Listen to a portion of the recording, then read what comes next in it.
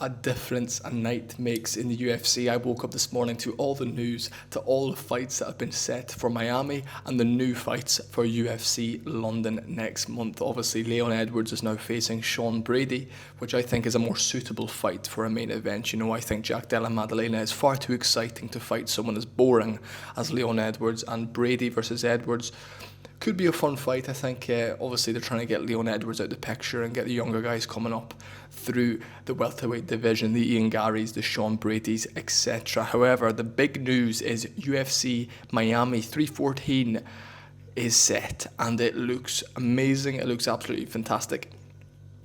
And can I just say, Paddy Pimblett versus Michael Chandler is the perfect fight. You know, Chandler's a big enough name, he brings an exciting fight, and stylistically, Pimblett can get this one done. I think it's a much more handy fight.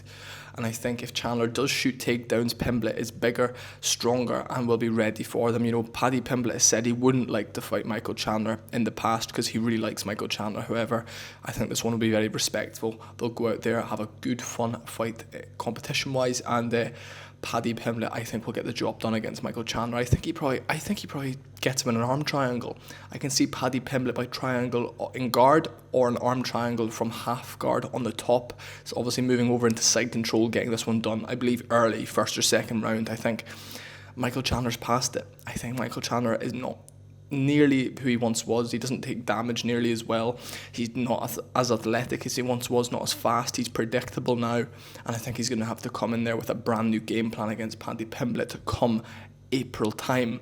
And obviously we've got other news that Ilia Topuria has vacated his featherweight belt and is obviously moving up to 155. I believe it will be Ilia Topuria versus Dustin Poirier in July.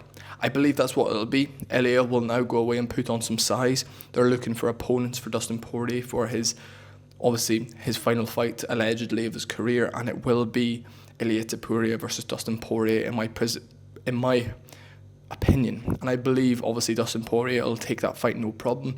Dustin Poirier has never become a champion. However, he has beaten champions. He beat Max Holloway when Max Holloway was champion. It just wasn't at the weight class Holloway was champion in. You know, and he's beaten former champions. He's beaten everyone there is to beat. So I think beating another champion in Ilia Topuria would be very good for him. However, and it's also a fun fight. It's a great fight for Ilia to get him into the mix at 155.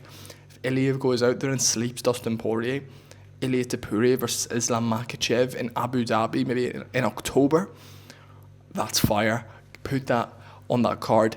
Take my money, UFC. Put that one on. And obviously, in other news, we have the main event being Volkanovski versus Diego Lopez for the featherweight belt. Now, this is a good fight. If obviously Volkanovski goes out there, gets the belt back, he's now the king of featherweight, which would put a little bit of a bad smell around that division, considering the champion who beat Volkanovski left the division. So Volkanovski would, in the eyes of the fans, wouldn't be seen as the real champion. If Diego Lopez goes out there and wins, you know, Lopez and Topuria never fought, so you could make the argument, but you know, Lopez might have beaten Topuria, and it's a younger, fresher guy who will be more active than Volkanovski at this point. So I think that's a fantastic fight. That's a great fight, and I'm very much looking forward to it. Patricio Pitbull is going to be fighting Yair Rodriguez. Now, I was very confused why they kept matching Rodriguez up and waiting for him to come back, and I think it was just down to the contract stipulations around Pitbull's first fight in the UFC. The same way with Michael Venom Page, he was signed, and a while later, you know, he didn't get a fight made, and there was contracts going on, and I'm happy it's been made now. I'm happy it's all under the bridge and we can move forward. Let me give you some of my predictions for these fights now. This is so exciting. I think Pitbull sleeps Rodriguez in a round. I think it's going to be one of these like Michael Chandler debut-esque performances. I think Pitbull goes out there and sleeps Rodriguez. I think Rodriguez is the most fragile and weak Mexican fighter on the roster. I think his fight with Max Holloway was fantastic. You know, he had 2 years off. He was recovered fully. He was in good shape. I think since that fight, since the Volkanovski fight, when he fought for the belt, he just hasn't looked good. I understand the fights with Brian Ortega were close, but he looked terrible. He looked weak. He looked frail on bottom position. I think Pitbull probably goes out there and ragdolls him for 3 rounds, 15 minutes of the fight. In terms of Paddy Pimblett versus Chandler. I'd be going Pimblett. I think Chandler as well has just looked really bad at this point in his career. I don't give him much credibility when it comes to going out there and putting on a dominant performance anymore. He's fun. He's fun to watch, but there's only so many times someone could be fun to watch and lose before you have to start saying, right, get on out of town. And I think I didn't want Chandler to fight anyone in the top 10. I'm very happy they've gone with Paddy Pimblett. It's a big name versus an even bigger name. It would propel Paddy Pimblett to the top. Beating Michael Chandler is not easy. The last person to beat Michael Chandler was Charles Oliveira, so that puts Paddy Pimblett in that mix, especially if he can go out there and finish Michael Chandler the same way Poirier did. That'll get him right in the mix in the top 5, and I'd imagine we'd be seeing Pimblett versus Sarukian, Pimblett versus Oliveira, Pimblett versus Gaethje, the winner versus Justin Gaethje and Dan Hooker. I believe will fight Paddy Pimblett next, and the winner will get a title shot. That's the most sense it makes in this division. I'm very, very excited for those matchups. When it comes to Diego Lopez and Alexander Volkanovski,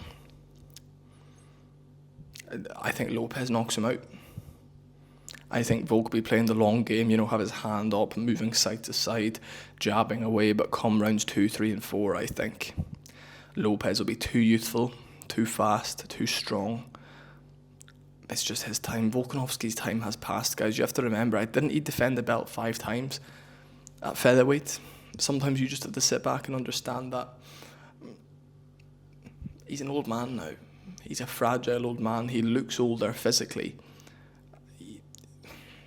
2 back-to-back KO losses, brutal ones at that, a head kick and a flush right hand setting you down. He's taken over a year off. He's fighting for a belt again, as he should be. That's his right.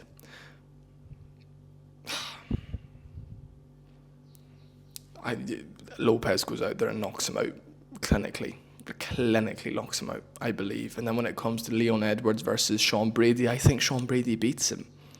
Stalls the fight. All Leon Edwards has is a jab, right hand, leg kick.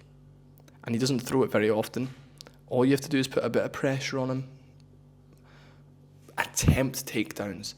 People thought, he beat Usman and Covington. First of all, both those guys are aging. Second of all, Bilal Muhammad actually went for the takedown. He actually tried to enforce his will, which people do not give him nearly enough credit for. If Sean Brady goes out there and does the same thing, I believe he beats Leon Edwards by decision.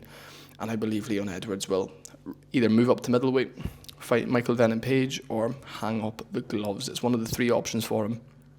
I think Sean Brady gets that one done. It's a massive opportunity for Sean Brady. I reckon they'll do Sean Brady, if he wins this fight, versus Ian Gary next. Sean Brady, Ian Gary, winner gets a top 3 opponent. Makes a lot of sense. That's a fantastic fight. There's so many ways you can make these fights now, and I think I've very well debunked all these ways in this video. I want to say, folks, if you like this reaction, if you like the breakdown of the fight, don't forget, subscribe, and I will see you guys all next time.